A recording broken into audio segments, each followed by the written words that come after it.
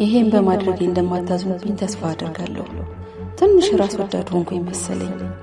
ትሁቴ ስለ ውለታሽ በጣም አመሰግናለሁ። በመጨረሻ ግን እኔን ከቤት ለማባረር ያደረግሽው ነገር ትንሽ አሳዝኖኛል። ግን ደግሞ ትክክለኛዋ ሴት ቤቷ መምጣት ካለባት ትምጣ። እዚህ ቤት ያለኝ ነገር ግን እዚሁ ላይ ይበቃል። እኔም እንደ ድሮዬ የራሴን ትግል ልታገል፣ ናቴንም ለትንሽ ጊዜ ላገኘው እንደማልችል ንገሩልኝ።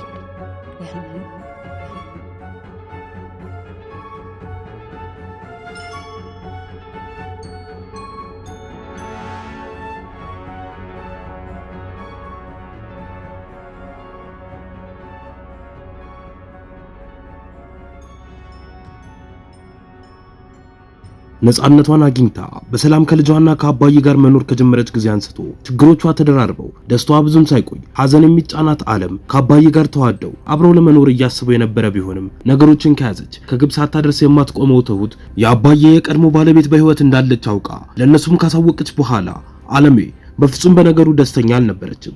ለዛም ነው ብጣሽ ወረቀት ላይ እንዳይፈልጓት ከዜሮ ተነስታ በራሷ እንደምትቆም ነግሯቸው ከቤቴ ባገኘችው አንድ መኪና ብን ብላ ይጠፋችው። ናቲ ይህንን ሲሰማ ምን የሚል ይመስላችኋል? ዓለሜስ የእውነት ጠፍታ በዚሁ ትቀር ይሁን? ሐሳብ እንዲሁም አስተያየታችሁን ኮመንት ላይ ጻፉልን። ከዚህ ሁሉ አስቀድሞ ለትሁት ከመኪና አደጋው እንደተረፈች የነገራት አባት አሁን ያለችበትን ቦታ ለማሳየት ከጊዜ አንጻር እንደማይመቸው በቀጣይ ሳምንት እንድትመጣ ከነገራት በኋላ ወደ ቤት ተመልሳለች። ቤት እንደደረሰች አባዬና ዓለም ከጃኬት ኪሱ ወጥቶ ስለተበረበረው ዋሌቱ ማን አድርጎት ሊሆን እንደሚችል እያወሩ ነበር።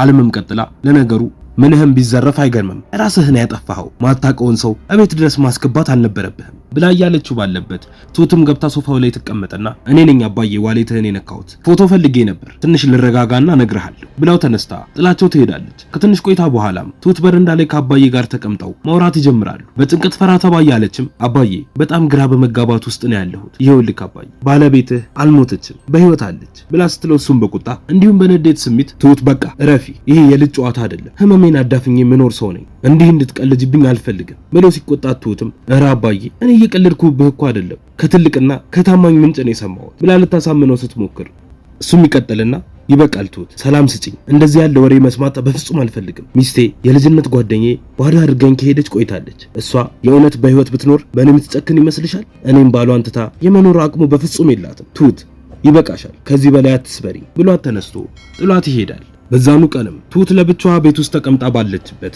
ናቲ ይመጣና ሰላምታም ተለዋውጠው ማውራት ይጀምራሉ። እሱም ይቀጥልና ደህና ነሽ ትሁቴ? እኛስ ደህና ነን ብሎ ሲጠይቃት እሷም በጥያቄው ግራ ተጋብታ አልገባኝም ምን ለማለት ፈልገህ ነው ብላ ተጠይቀዋለች። እሱም ይቀጥልና ማለቴ ያው አብረን ደህና ነን ወይ ለማለት ነው ትሁቴ።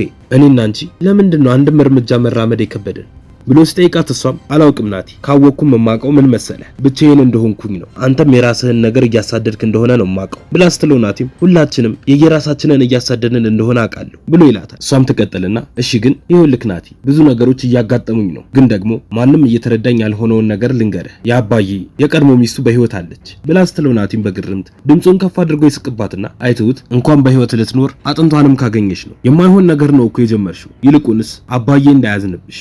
ቆይ ግን እንዴት ነው የሞተችን ሴት በህይወት ስለመኖሯ ማመን የቀለለሽ?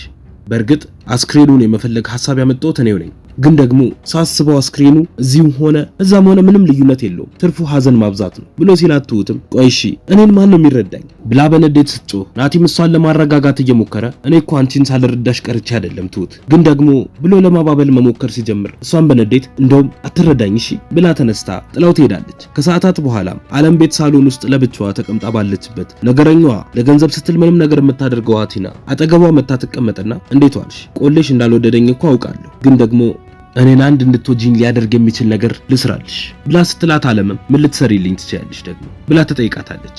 ቲናም ትቀጥልና ሲወራ የሰማችሁን የተወሰደባትን ገንዘብ ልታስመልስላት እንደምትችል ትነግራታለች። ዓለምም ለማፌዝ በሚመስል መልኩ እየሳቀችባት አመሰግናለሁ፣ ግን አንቺ ያንን ማድረግ የምትችይ በፍጹም አይመስለኝም ብላ ስትላት ተስፋ ማትቆርጠው ቲናም እንደዛ ከማለትሽ በፊት ብትሞክሪኝ አይሻልም? ግን የሆነ ነገር ትሰጭኛለሽ፣ በምስጋና አይደለም ብታለፊው ብላ ብትላትም ዓለም ግን በፍጹም በሷ ሐሳብ አልተስማማችም ነበር።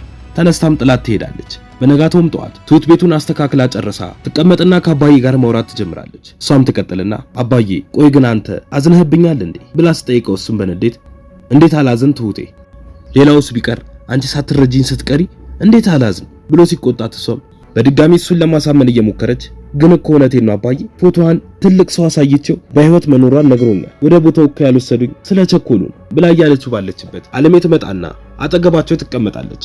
አባዬ የሚቀጥልና ትሁት እንደውም አስክሬኑ እንዲመጣ ለራሱ አልፈልግም፣ ወሬውም ዳግም እንዲነሳ አልፈልግም ብሎ ሲላት ትሁትን በግርምት እንዴ አባዬ ምን ሆነሃል ግን ደህና ነህ ብላ ስትጠይቀው አለምም በወሬው መሃል ትገባና ትሁት ተይኝ ካለሽ ለምን አታየውም እንዴ ምን ነው መቃብር ቆፍሬ አስክሬኑን ካላነሳዋልሽ ብላ ስትላት አባዬ የሚቀጥልና ልክ ነሽ አለሜ እኔ የተውኩትንና የረሳሁትን ነገር ውስጥ በድጋሚ ገብቼ መጨነቅ አልፈልግም ብሎ ሲል አለምም ትቀጥልና ይበቃል ካለሽ ተይለት በቃ ሰው እኮ ሐዘን ለማስረሳት ነው የሚሞክረው አንቺ ግን ለምን ታባብሽበታለሽ ብላ ስትላት ተነስታ ጥላቸው ትሄዳለች። ከትንሽ ቆይታ በኋላም አለም ለብቻዋ እዛው ባለችበት ናቲ በጣና አብረው ተቀምጠው ማውራት ይጀምራሉ። እሱም ቀጥሎ አባዬ እኮ ለትሁት ሽማግሌ ልላክ ስለው አትላክ አለኝ ብሎ ሲላት እሷም እኔ ማውቀው ነገር የለም ግን ያው እሱ ስለሷ የሚያውቀው ነገር ቢኖር ነው። በነገራችን ላይ ለትዳር የሚያጣድፍህ እድሜ ላይ አይደለም ያለኸው።